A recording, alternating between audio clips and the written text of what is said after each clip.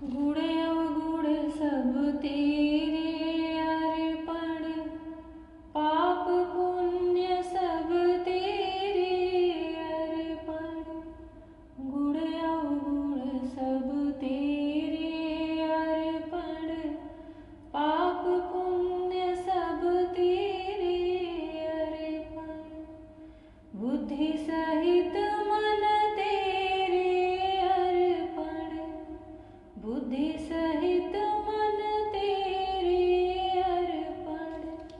यह जीवन भी तेरे अर्पण, यह जीवन भी तेरे अर्पण।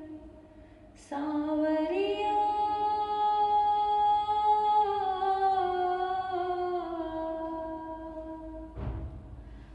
सांवरिया मैं तेरी रागिनी, सांवरिया मैं तेरी रागिनी।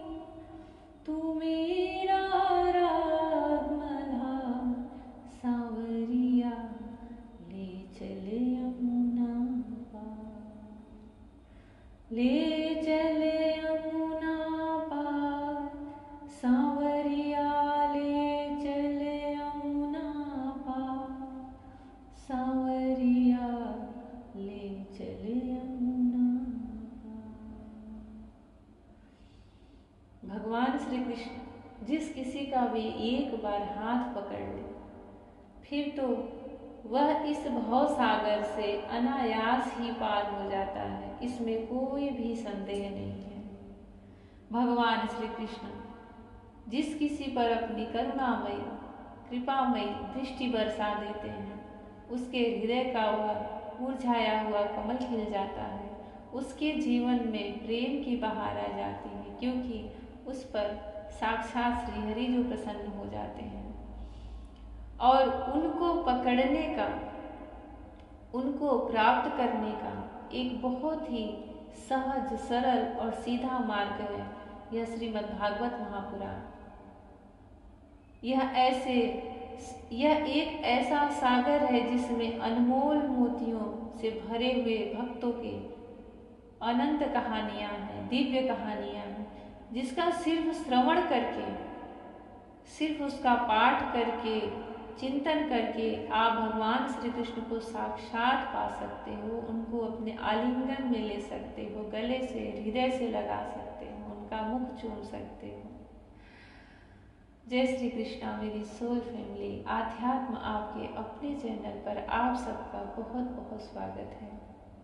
जितनी सहजता से, सरलता से भगवान श्री कृष्ण सुगमता से इस श्रीमद् भागवत महापुराण के जरिए प्राप्त होते हैं, शायद ही कोई और उपाय होगा जिसमें वह इतनी सहजता से प्राप्त हो जाए।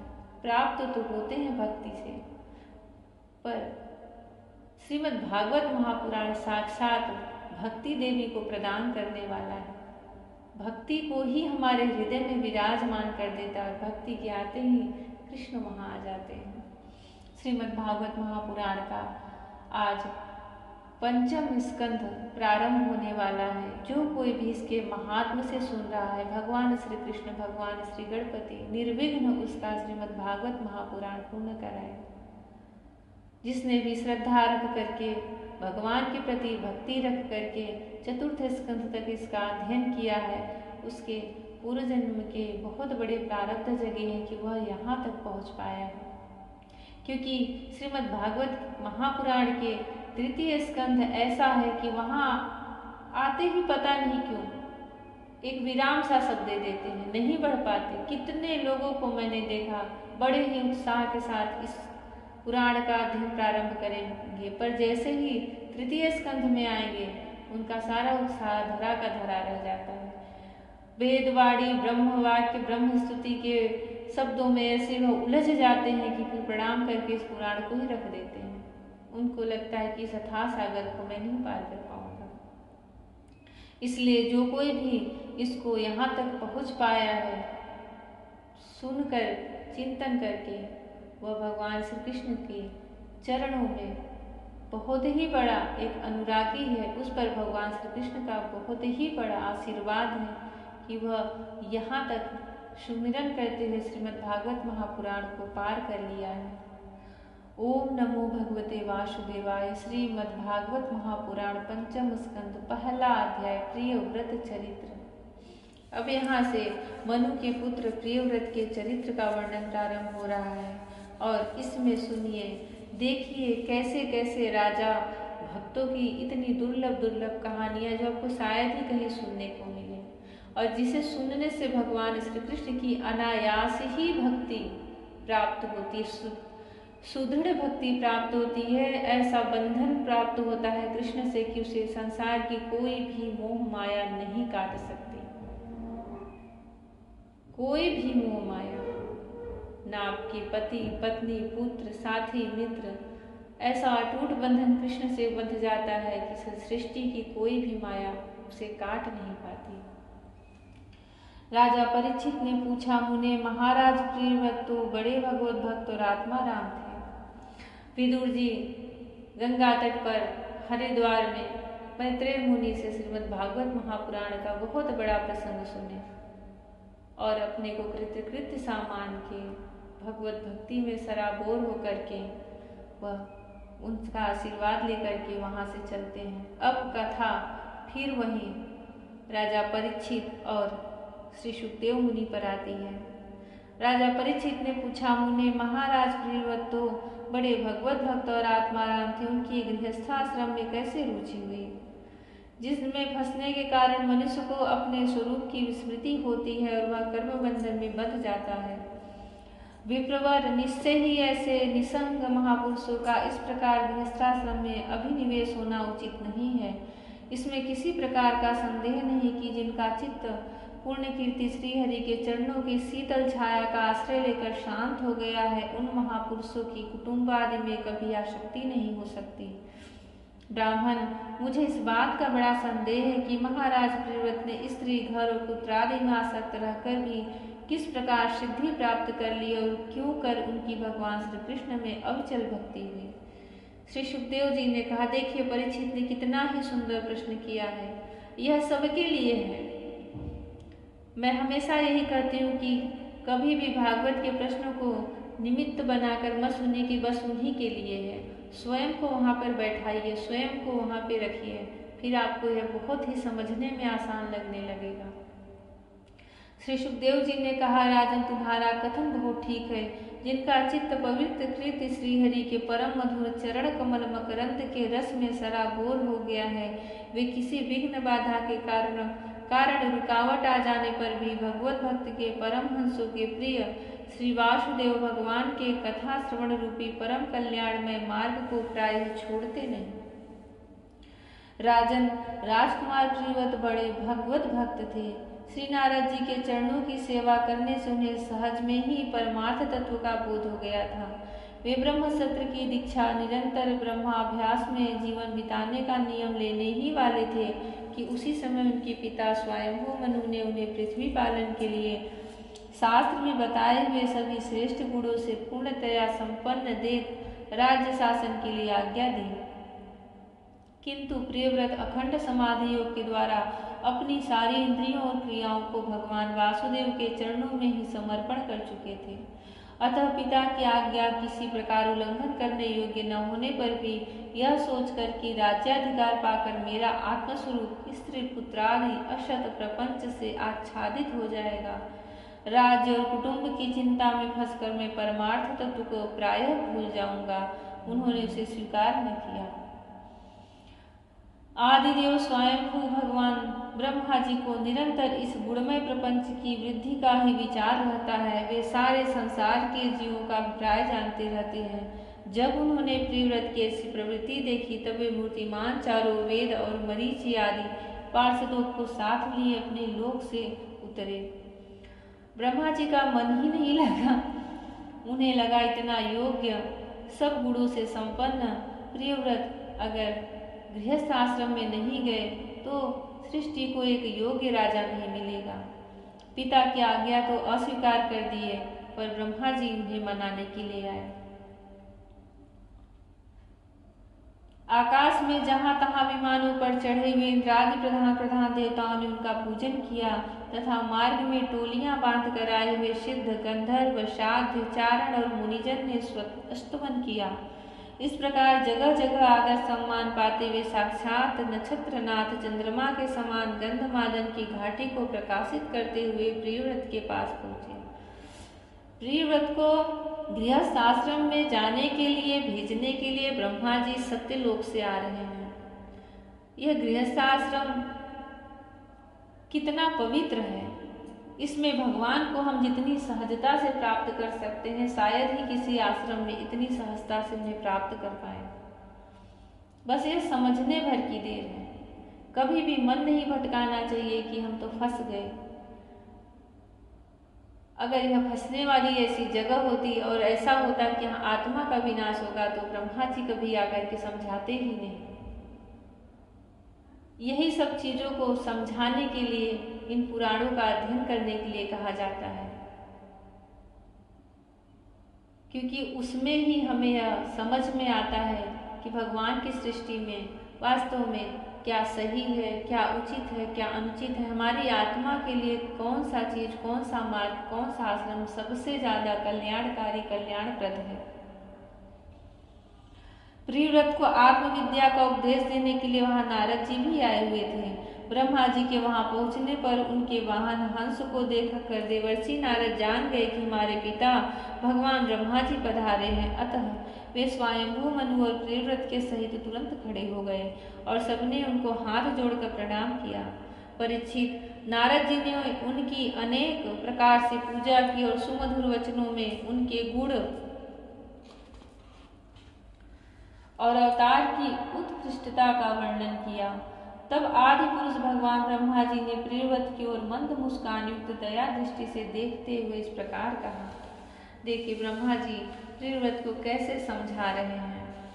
गृहस्थ में जाने के लिए श्री ब्रह्मा जी ने कहा, बेटा मैं तुमसे सत्य सिद्धांत की बात कहता हूँ, ध्यान देकर सुनो। तुम्हें अप्रमेय श्रीहरि के प्रति किसी प्रकार की दोष दृष्टि नहीं रखनी चाहिए।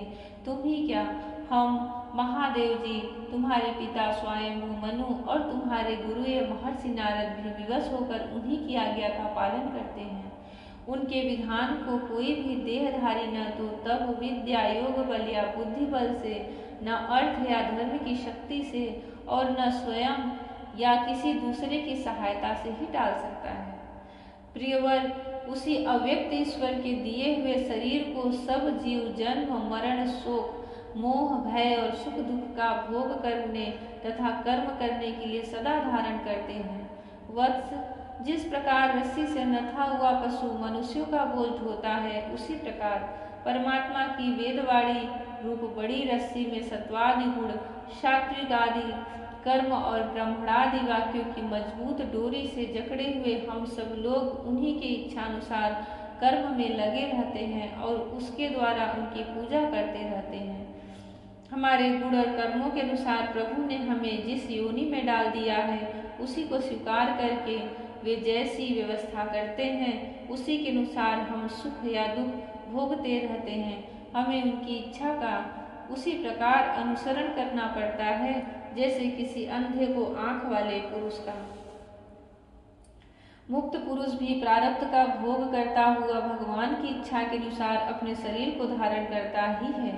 ठीक वैसे ही जैसे मनुष्य की निद्रा टूट जाने पर भी स्वप्न में अनुभव किए हुए पदार्थों का स्मरण होता है, इस अवस्था में भी उसको अभिमान नहीं होता और विषय वासना के जिन संस्कारों के कारण दूसरा जन्म होता है, उन्हें वह स्वीकार नहीं करता।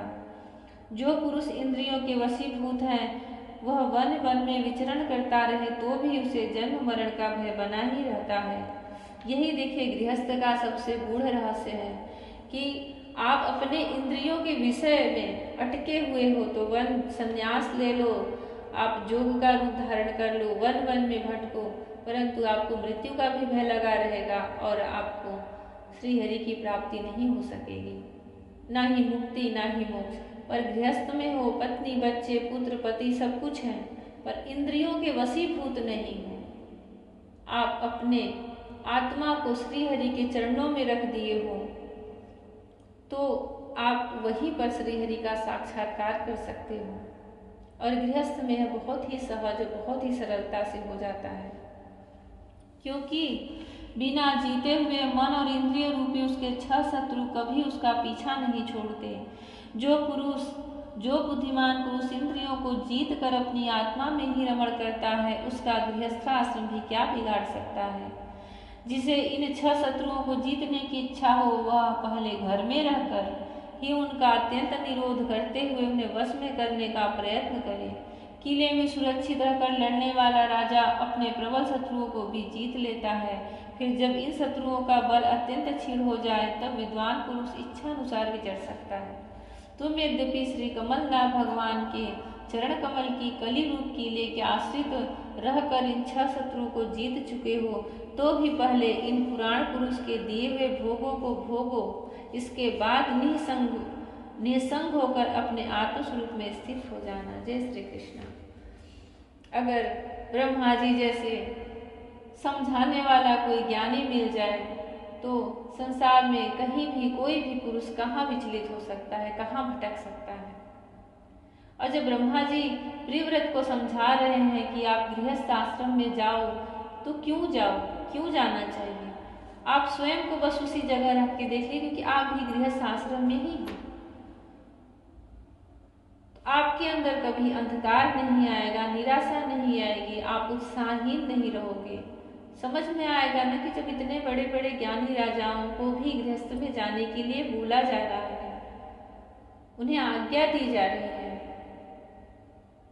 तो कुछ तो है वहाँ ऐसा जहाँ भगवान श्रीहरि अत्यंत शीघ्र प्रसन्न होते हैं और हम पर अपनी करुणा बरसाते हैं।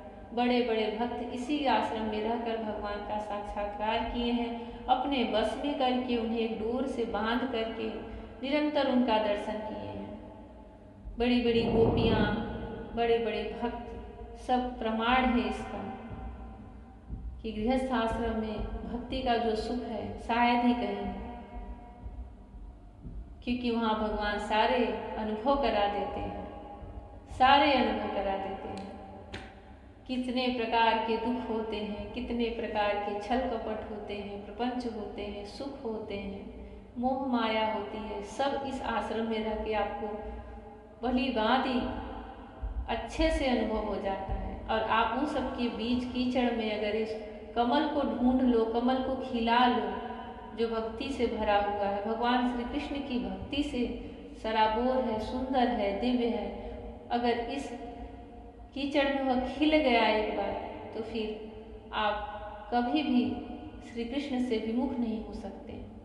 यह ताकत होती है इस गृहस्थ आश्रम की।